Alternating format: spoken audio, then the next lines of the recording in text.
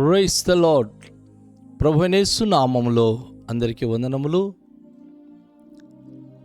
యేసయ్య మాటను ఈ కార్యక్రమాన్ని వీక్షించడానికి ప్రేమతో మిమ్మల్ని ఆహ్వానిస్తున్నాం. ఈ దినము అపోస్తలుడైన పౌలు కొరింథీయులకు రాసిన 2వ పత్రిక 2వ అధ్యాయము 5వ వచనం నుండి 11 వచనాల వరకు ధ్యానించుకుందాం. ఎవడైనను దుఃఖము కలుగచేసి ఉండినెడలా నాకు మాత్రమే కాదు, కొంత మట్టుకు మీకందరికీ దుఃఖము కలుగచేసి ఉన్నాడు. నేను విశేష భారము వాని మీద మోపగోరక ఈ మాట చెప్పుచున్నాను. అట్టి వానికి మీలో ఎక్కువ మంది వలన కలిగిన ఈ శిక్షయే చాలును. గనుక మీరిక వానిని శిక్షింపక క్షమించి ఆదరించుట మంచిది.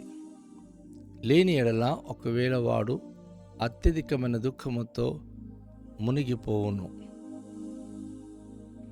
అవును, కావున వాని ఎడల మీ ప్రేమను స్థిరపరచవలెనని మిమ్మును బతిమలుకొనుచున్నాను. మీరన్ని విషయములయందు విధులై ఉన్నారేమో అని మీ యోగ్యత తెలుసుకున్నటకే కదా పూర్వము వ్రాసితిని. మీరు దేనిని గూర్చైనను ఎవని క్షమించుచున్నారో నేను వానిని క్షమించుచున్నాను. నేనేమైనను క్షమించి ఉంటే సాతాను మనలను మోసపరచకుండానట్లు మీ నిమిత్తము క్రీస్తు సముఖమునందు క్షమించి ఉన్నాను.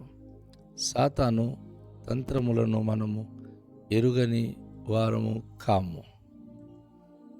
ప్రభునందు ప్రియమైన వాళ్ళారా, అపోస్తలుడైన పౌలు కొరింథీ సంఘానికి వ్రాస్తూ ఒక దిద్దుబాటు, ఈ వచనాలకు దిద్దుబాటు అని ఒక మాటను మనం చెప్పవచ్చు. ఎందుకంటే ఆయన కన్ఫెషన్ చేస్తూ ఈ మాటలు తెలియచేస్తున్నాడు. ఎవడైనను దుఃఖము కలుగచేసి ఉండినేలా, మొదటి పత్రికని రాసినప్పుడు మీ అందరి విషయంలో ఎవరైతే రకరకాల మాటలతో అందరికీ దుఃఖము కలుగచేసి ఉన్నాడో, ఒకవేళ అతను నాకే కాదు, నాకు మాత్రమే కాదు, కొంత మట్టుకు మీ అందరికీ దుఃఖము కలుగచేసి ఉన్నాడు. ఉత్తరం రాసింది నేను, చదివి సరి చేసుకోవాల్సినటువంటి బాధ్యత మీది.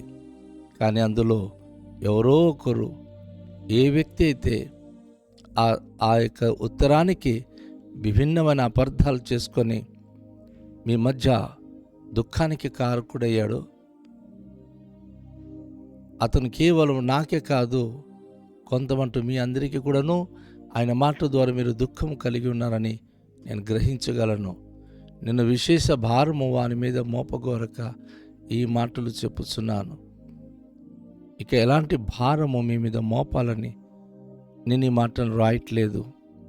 ఎందుకంటే ఆ వ్యక్తికి ఎక్కువగా భారం మోపితే ఆయన అది భరించలేడు. ఎవరితో దుఃఖం కలిగిస్తున్నాడో అట్టి వానికి మీలో ఎక్కువ మంది వలన కలిగిన ఈ శిక్ష చాలు. ఆయన తేడాగా మాట్లాడినప్పుడు మీరు మాట్లాడకుండా ఆయనకి మౌనమైపోవడం, ఆయనతో సహవాసం లేకుండా, సాంగత్యం లేకుండా మీరు కొంచెం దూరంగా ఉండడం, ఇవన్నీ జరిగినప్పుడు ఖచ్చితంగా అక్కడ పరిస్థితులు తేడాగా ఉంటుంది. కనుక ఇక్కడ ఈ మాట ఏం చెప్పబడుతుందంటే, ఆ వ్యక్తికి మీరందరూ కూడా సోషల్ బాయ్కాట్ లాగా చేసి మాట్లాడకుండా అలాంటి వ్యక్తిని అవాయిడ్ చేయడం ద్వారా పెద్ద శిక్ష అది. ఆ శిక్ష చాలు. ఆయన పలికిన మాటలకి ఆయన పశ్చాత్తాపము, ఆయన దుఃఖపడడానికి అది చాలు. చాలా దుఃఖపడుతూ ఉంటాడు. కనుక అలాంటి వ్యక్తికి మీరిక వానిని శిక్షింపక క్షమించి ఆదరించటం మంచిది. లేని యెడల ఒకవేళ వాడు అత్యధికమైన దుఃఖముతో మునిగిపోవును. ఒకవేళ ఆ వ్యక్తి గనుక మీరు క్షమించకపోతే, ఆదరించకపోతే ఇంకా చాలా చాలా బాధపడిపోతాడు, కృంగిపోతాడు. ఆయన అత్యధికమైన దుఃఖంతో కృంగిపోయి మునిగిపోయి ఎటు తోచని పరిస్థితిలో ఉండిపోతాడు. కనుక క్రైస్తవ విశ్వాస జీవితంలో ఎవరైనా తేడాగా ప్రవర్తించినప్పుడు మనం కొంచెము ఆ వ్యక్తికి శిక్షించినట్లుగా మౌనం వహించామనుకోండి, ఆ వ్యక్తి తను తాను సరిదిద్దుకుంటాడు. ఎందుకు ఈరోజు అందరూ అవాయిడ్ చేస్తున్నారు, ఎందుకు అందరూ నాతో మాట్లాడడానికి దూరం అవుతున్నారు, ఆయన గ్రహించి తన జీవితాన్ని సరి చేసుకుంటాడు. లేకపోతే దుఃఖంతో ఆయన మునిగిపోతాడు. కావున వాని ఎడల మీ ప్రేమను స్థిరపరచవాలని మిమ్మల్ని బతిమాలు కొనుచున్నాను. చూడండి ఎంత మంచి మనసు అపోస్తుడు పౌలుకి. ఎవరైతే పౌలు భక్తుని విమర్శించాడో, సంఘంలో గలిబిలి చేస్తున్నాడో, అలాంటి వ్యక్తిని మీరు దయతో మీరు ఆ వ్యక్తి ప్రేమను స్థిరపరచవాలని మిమ్మల్ని బతిమాలు కొనుచున్నాను. వాని ఎడల మీ ప్రేమ విరిగిపోకూడదు. మీరు ఆయనకి ద్వేషించేవారుగా మారకూడదు. కానీ మీరు ఆయనను ప్రేమించి మీ ప్రేమ వాని పట్ల స్థిరపరిచి మీరు మంచిగా ఉండాలని మిమ్మల్ని బ్రతిమలుకొనుచున్నానని చెప్పి అపోస్తలుడు పౌలు ఈ మాట ద్వారా ఆయన హెచ్చరిక చేస్తున్నాడు. చాలా చక్కని విషయాన్ని తెలియజేస్తూ ఉన్నాడు.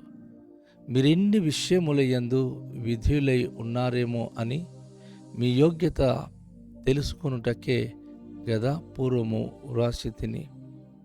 మీరు ఎన్ని విషయాల్లో మీరు విధేయత కలిగి ఉన్నారో, దేవుని మాటలకు లోబడి జీవిస్తున్నారో, మీ విధేయత